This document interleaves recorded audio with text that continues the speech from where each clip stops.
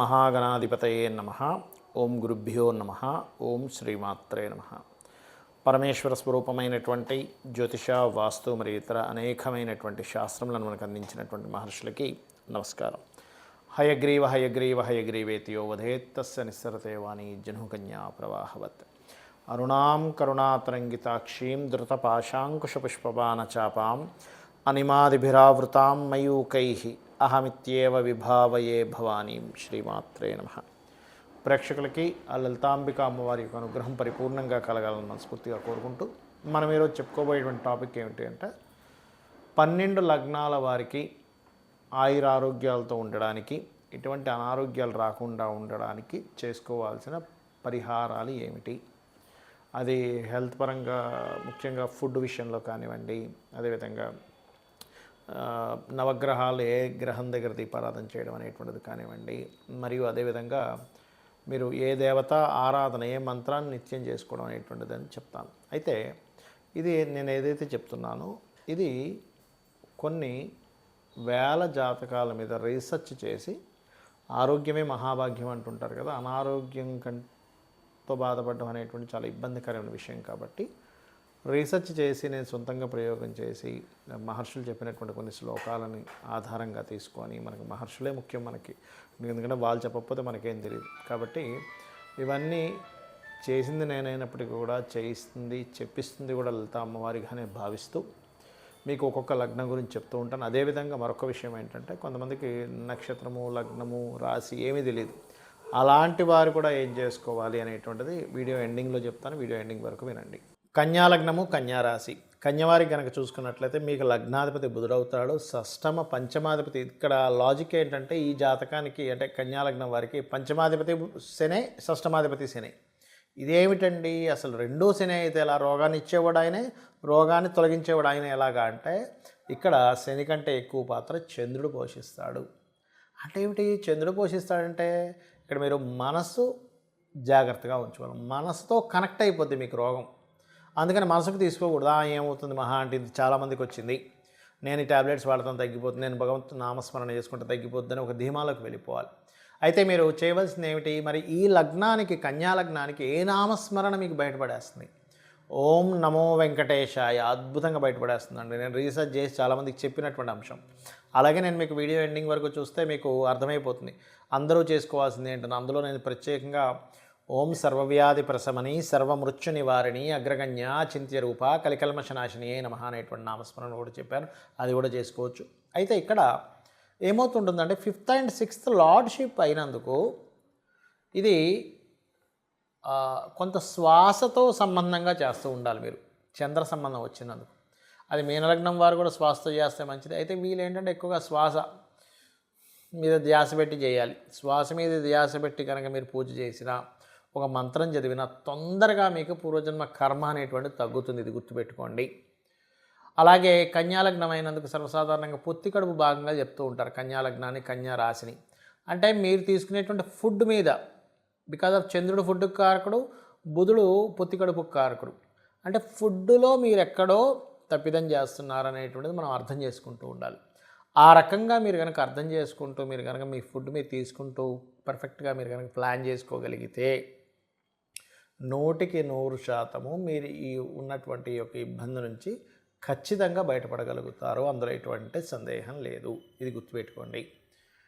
అలాగే మరొక విషయం ఏంటంటే, ఇక్కడ గమనించుకున్నట్లయితే ఈ యొక్క లగ్నం కన్యా లగ్నానికి పంచమాధిపతి, షష్టమాధిపతి కూడా శని అవుతున్నందుకు మీరు వీలైనంత మట్టుకు నూనెని టెంపుల్స్లో దానంగా ఇవ్వడము, గోవులకి బెల్లం తినిపిస్తుండడము, అందులో ముఖ్యంగా శని బుధవారాలు, శని సోమవారాలు చేస్తూ ఉన్నట్లయితే కూడా చాలా త్వరగా క్లియర్ అవుతుంది. మరియు శనికి సంబంధించిన, చంద్రుడికి సంబంధించిన అయినందుకు కొంచెం బ్రీతింగ్ రిలేటెడ్ ఇష్యూస్ ఏమాత్రం చిన్న పెసలు వచ్చినా వెంటనే చూపించుకుంటూ ఉండండి. అయితే ఎప్పుడు కూడా ఒక లగ్నం వారికి మాత్రమే ఈ రోగాలు వస్తాయి, ఇంకో లగ్నం వాళ్ళకి రావని ఉండదు. 12 లగ్నాలకి హార్ట్ ప్రాబ్లం ఉంటే అందరి వస్తుంది, లంగ్ ప్రాబ్లం ఏదున్నా 12 లగ్నాలకు వస్తుంది రీసెర్చ్లో. అయితే ఏమిటి ఆ పర్టికులర్ పాయింట్, ఆ గ్రహం ఏదైతే ఉందో అది పాడైంది అంటే పర్టికులర్గా గ్యారంటీగా వస్తుంది అన్నమాట. అది మనం అర్థం చేసుకోవాలి. మీరు ఇది ముఖ్యంగా ఓం నమో వెంకటేశాయ అనేటువంటిది చేయండి. ఖచ్చితంగా మీకు అనారోగ్య సమస్యలు తొలగుతాయి. ఇక్కడ ఏంటంటే ఎప్పుడు కూడా మనం ఇందాక నేను చెప్పినటువంటి దీంట్లో పంచమం ఈజ్ మోస్ట్ ఇంపార్టెంట్. పంచమం ఏంటి? ఇమ్యూనిటీ అని చెప్పాను మీకు. రోగస్థానం రుణ రోగ శత్రుస్థానాలు 6వ స్థానం. అదేవిధంగా రోగాన్ని తగ్గించేటువంటి స్థానం ఎలా అయితే పంచమ స్థానం అవుతుందో ఇమ్యూనిటీ స్థానం, ఇమ్యూనిటీని తగ్గించే స్థానం 4వ స్థానం. అందుకే చూడండి, ఇంట్లో ఒక దగ్గర అలా ఉండిపోకు. 4000 అనేది కూర్చోవడం అనమాట. అంటే ఏమిటి? ఒక దగ్గర అలా కూర్చుండిపోయి ఉన్నా కానీ మనకి హెల్త్ ఇష్యూస్ వస్తుంటాయి, నడవాలి అంటూ ఉంటారు. ఆ రకంగా మీరు ఒకటే గుర్తుపెట్టుకోండి, మీరు ఎంత వాకింగ్ చేస్తూ ఉంటే ఫిజికల్గా అంత ఆరోగ్యం. Point number 1. రెండవది ఏమిటి అంటే, నక్షత్రము రాశి ఏమీ లేదనుకునేటువంటి వారు ఖచ్చితంగా సూర్య నమస్కారాలు ఎక్కువగా చేయండి, సూర్యుడి యొక్క పోస్టర్స్ ఎక్కువగా చేయండి. మూడవది, ఇక్కడ ఒక్కొక్కసారి ఏమవుతుందంటే మనం ఎంత పంచమాధిపతిని తీసుకున్నా ఈ పంచమాధిపతి వెళ్ళి మరొక గ్రహంతో కలిసి ఉండి వాళ్ళ యొక్క పర్సనల్ చార్ట్ ద్వారా మారిపోతూ ఉంటుంది. ఇందాక నేను చెప్పినట్టుగా ఇప్పుడు మేషానికి సింహం మన రవి అని చెప్పుకున్నాము, వృషభానికి బుధుడు అని చెప్పుకున్నాము, మిథునానికి శుక్రుడు అని చెప్పుకున్నాము. ఇలా ఒక్కొక్క దానికి పంచమాధిపతి చెప్పుకున్నాం. అలాగే షష్టమాధిపతి ఎవరు అని తెలుసుకున్నాం. కానీ ఇక్కడ ఏమవుతుందంటే సమ్ టైమ్స్ ఈ పంచమాధిపతి ఇమ్యూనిటీ ఇవ్వవలసినటువంటి కారకుడే గనక మీకు వక్రించిన నక్షత్రాల్లో, గ్రహ నక్షత్రాల్లో లేదా వక్రించిన ప్లానెట్స్తో కనెక్ట్ అయి ఉన్నప్పుడు ఏమవుతుంది, దాన్ని ఆటో ఇమ్యూనిటీ డిజార్డర్ అంటారు. అంటే వాళ్ళ ఇమ్యూనిటీయే వాళ్ళ మీద దాడి చేస్తుంది. అప్పుడు అర్థం కాదరే ఏంటి ఇట్లాగా. అప్పుడు మనం ఏం చేయాలంటే అది ఏదైతే దాడి చేస్తుందో దానికి కూడా దానం ఇవ్వాల్సి వస్తుంది. ముఖ్యంగా 6వ స్థానాధిపతి ఎవరైతే అయ్యారో మీ లగ్నం నుంచి వాళ్ళకి దానం ఇవ్వడము, 5వ స్థానానికి సంబంధించిన మంత్ర సాధన చేసుకోవడం చేయండి. ఇందులో సమ్ టైమ్స్ పాపగ్రహ మధ్యన ఉంటుంది. ఒక్కొక్కసారి ఏమవుతుంటుందంటే అగ్నితత్వ రాశుల్లో ఉంటాయి కాంబినేషన్స్ అన్నీ. అలాంటప్పుడు హోమాలు చేయడం ద్వారా తగ్గుతుంది.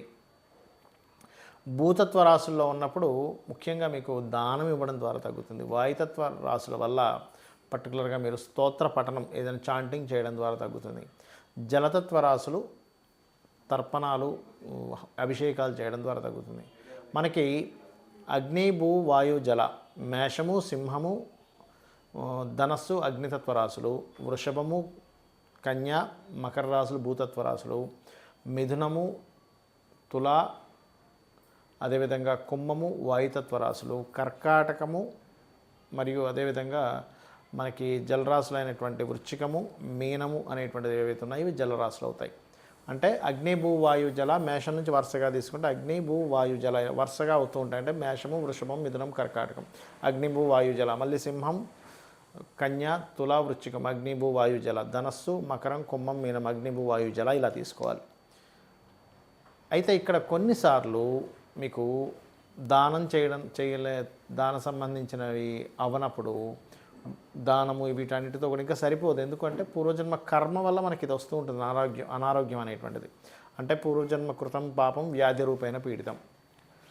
నేను చాలామందిని చూసా, చాలా ఎన్నో సంవత్సరాల నుంచి ఎక్సర్సైజులు కూడా చేస్తున్నామండి, కానీ నాకు ఎందుకన్నా ఆరోగ్యం వచ్చిందంటారు. ఎక్సర్సైజ్ చేయడం వల్ల మీకు రావాల్సిన పెద్ద అనారోగ్యం కూడా తగ్గుతుందో ఎటువంటి డౌట్ లేదు. కాకపోతే బాడీ ఫిట్నెస్ ఉంటుంది కానీ రోగం రాకూడదని రూల్ ఉండదు. ఎందుకు అంటే రోగం అనేటువంటిది మీ జన్మజాతకంలో ఉన్నటువంటి 6th lord 4th lord active అయ్యారా, 5th లార్డ్ డియాక్టివ్ అయిపోయాడా అనే దాని మీద ఆధారపడి ఉంటుంది. కాబట్టి ఒకటే గుర్తుపెట్టుకోండి, కొన్ని రోగాలకి లైఫ్ లాంగ్ చేసుకోవాల్సి వస్తుంది. కొన్ని మంత్రాలు కొన్నిటికి ఆ పర్టికులర్ పీరియడ్ వరకు చేసుకోవాల్సి వస్తుంది. అదేంటో తెలుసుకోవాలి. అదేవిధంగా అస్సలు రోగం రాకుండా మనకు ఉండాలి అంటే ముఖ్యంగా మీరు అర్థం చేసుకోవాల్సింది సూర్య నమస్కారాలు చేసుకుంటూ